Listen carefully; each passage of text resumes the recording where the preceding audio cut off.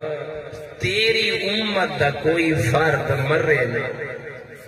ہوں دعا منگی، اللہ نے فرمایا میرا نبی میں تیری دعا کو قبول کر چھوڑا ہے. ودو ہی لمبی زندگی ہوئی، ایک کے گھر دے وچ ڈاڈا ہی سوتا پائے، ڈاڈی بھی پئی ہے. ود او دیکھنا ہی ڈاڈے دا والد بھی موجود ہے، پیچھا ہوں دا والد بھی موجود ہے. وہ گھر وچ کیری حالت ہویا، جوں جوں لوگ بزرگ ہوندا بنیا، 200 سال دی عمر، 300 سال، 400 سال. ہائیں وہ گھر جیویں سمجھ ہسپتال دا منظر دیوان پائے گا.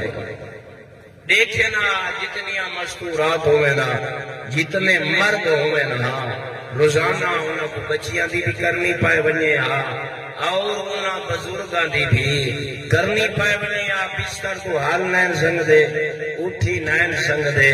ہائیں روزانہ جڑے اٹھے نا انہاں کو اپنے منہ نین دھونے پوندے، ڈاڈے تے پر ڈاڈے دا ہی خیال رکھنا پوندا. ہائیں فقط اپنا کھاونا پیونا دا اہتمام نہ کرنا.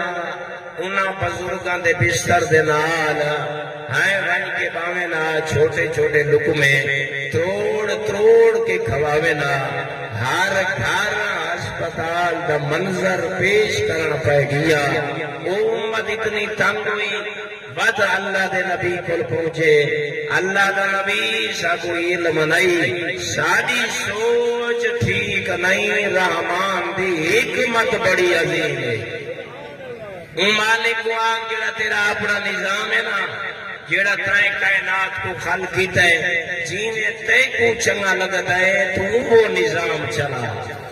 ہاں انہاں کو سنبھال، انہاں دی کر اساں آپ ان بھوک مردے ہیں. کھاون تے پیون دی کوئی شے کوئی نہیں، باہر کام کرن واسطے ٹائم نہیں ملدا. جو یہ بزرگ بھوکے رہے ویسے انہاں دی کرے سی کون؟ ود جلے نبی دے کول آئے تھے اور انہاں مالک تیرے بندے من گئے جو تو جان گئے اسا نہیں جان گئے.